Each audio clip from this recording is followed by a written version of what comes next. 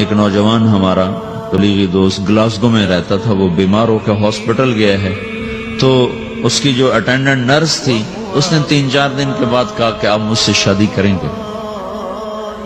اس نے کہا میں مسلمان ہوں، تم کرسچن ہو؟ کہا میں مسلمان ہو جاؤں، اگر آپ شادی کرتے تو میں مسلمان ہوں۔ اس نے کہا تم کس وجہ سے مجھے یہ پیشکش کر رہے ہو؟ وہ کہنے کہ میں 3 دن سے تمہیں دیکھ رہی ہوں تو کہ تم نے ایک دفعہ بھی نظر اٹھا کے مجھے نہیں دیکھا، میں نرس ہوں، میری زندگی یہاں گزری ہے، میں نے کوئی نوجوان ایسا نہیں دیکھا جو لڑکی کو دیکھ کے نظر جھکا لیتا ہو، میں پہلی دفعہ اپنی زندگی میں کسی کو دیکھ رہی ہوں کہ جب اس کے سامنے میں آتی ہوں تو اس کی نظر جھک جاتی ہے، تو مجھے یقین ہو گیا تیرے اندر سچائی ہے۔ تو مسلمان ہو گئے۔ اس نے آگے کتنی بچیوں کو مسلمان کیا۔ پھر اشفاق احمد صاحب مرحوم تھے، یہ ڈرامہ رائٹر، ان سے اچھی سلام دعا تھی میری، تو ایک دن مجھ سے کہنے لگے کہ میں تبلیغ کے کام سے متاثر ہوا ہوں انگلینڈ جا کر، پاکستان میں نہیں، انگلینڈ جا کر، کہ میں ایڈنبرا میں پارک میں بیٹھا تھا، میری بیوی میرے ساتھ بیٹھی تھی، تو ایک جماعت آئی، انہوں نے آ کر اذان دی مغرب کی اور نماز پڑھی۔ نماز کے بعد 13-14 لڑکیاں بھاگ کے آگے آئیں ان سے بات کرنے کے لیے، تو میں نے بیوی سے کہا آؤ سنو یہ کیا کہنے کہتے ہیں، تو کہا ہم دونوں بھی پہنچے، تو جس نے جماعت کرائی تھی نا اس کو ایک لڑکی آگے بڑھ کے کہتی آپ کو انگلش آتی؟ کہی آتی ہے۔ کہی آپ نے کیا کیا ہے؟ کہی ہم نے اپنی عبادت کی۔ تو لڑکی کہنے لگی آج تو اتوار نہیں ہے، تو اس نوجوان نے کہا کہ جی ہم دن میں 5 دفعہ کرتے ہیں، صرف اتوار کو نہیں، روزانہ 5 دفعہ۔ وہ لڑکی کہنے لگی یہ تو بہت زیادہ ہے، آپ اس کو کیسے نبھاتے ہیں؟ تو اس نے اس کو جواب دیا، 2-3 سوال اس نے اور کیے، جواب دیا، تو کہنے لگی اچھا بہت مہربانی۔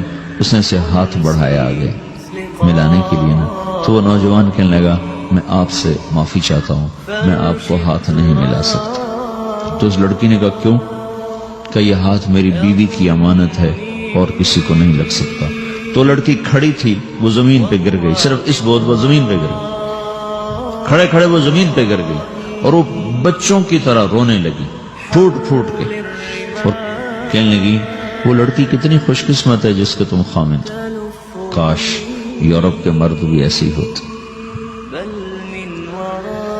جس رب نے نفسیات بنائی ہے وہ اگر کوئی عورت کپڑے اتار دے تو اس کی نفسیات بدل جائے گی، چاہے وہ مغرب میں پیدا ہو چاہے وہ مشرق میں پیدا ہو۔ عورت کی نفسیاتی حیا ہے اور وفا ہے، کسی وفادار کی تلاش ہے، تو وہ اس کو پتہ بھی نہیں ہے کہ مشرق کا حیا کیا ہے، لیکن وہ اس کو اللہ نے عورت بنایا ہے، اس کے اندر کی وہ نہیں مر سکتی چیز۔ کاش یورپ کے مرد بھی ایسے ہوتے۔ اور آنسو پوچھتی ہوئی وہاں سے اٹھ کے چل دی۔ تو اشفاق صاحب مرحوم کہنے لگے میں نے اپنی بیوی سے کہا بانو آج وہ تبلیغ ہوئی ہے کہ لاکھوں کتابیں بھی چھپ جاتی، وہ کام نہ ہوتا جو یہ نوجوان اپنے عمل سے کر گئے۔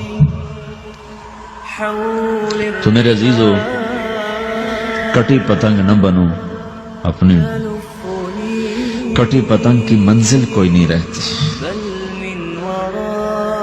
اللہ اس کے رسول کے ہاتھ میں اپنے ڈور دے کے چلو، اللہ اس کے رسول کی غلامی میں اپنے آپ کو چلاؤ تو اللہ تمہیں بھاگ لگائے گا، عزت بھی دے گا۔ اپنی منمانی میں کوئی راحت نہیں، اللہ کی قسم کوئی راحت نہیں۔ 6 بر اعظم پھر کے تمہیں بتا رہا ہوں کہ جو اپنی ترتیبوں پر چلنے والوں کے دکھ آپ لوگ اندازہ نہیں لگا سکتے۔ چلنا ہے تو اللہ اس کے رسول کی زندگی کو اپنا کے چلو، اللہ تمہاری دنیا بھی سکھ والی بنائے گا، آخرت بھی سکھ چین والی بنائے گا۔ لیکن یہ سیکھنا پڑے گا، سیکھنا پڑے گا۔ تبلیغ اس کو سیکھنے کی محنت ہے اور اس کو آگے پہنچانے کی محنت ہے۔ تو یہ عمر ہے، اس وقت ساری دنیا اسلام کے لیے تیار ہے، چونکہ نظریاتی طور پر دنیا شکست کھا چکی، کسی کے پاس کچھ نہیں۔ تو ہمارے پاس ایک ایسا خوبصورت نظریہ ہے کہ جو ان کو بڑی تیزی سے اپنی طرف کھینچ سکتا ہے، اور اللہ کا احسان ہے کہ تیزی کے ساتھ نسلوں کا رخ اللہ کی طرف ہو رہا ہے۔ تھوڑی ہمت کرو، چھٹیوں کا وقت تبلیغ میں دو، باقی وقت اپنی تعلیم کو دو، گھر جاؤ تو ماں باپ کے خادم بن کے رہو، نوکر بن کے رہو۔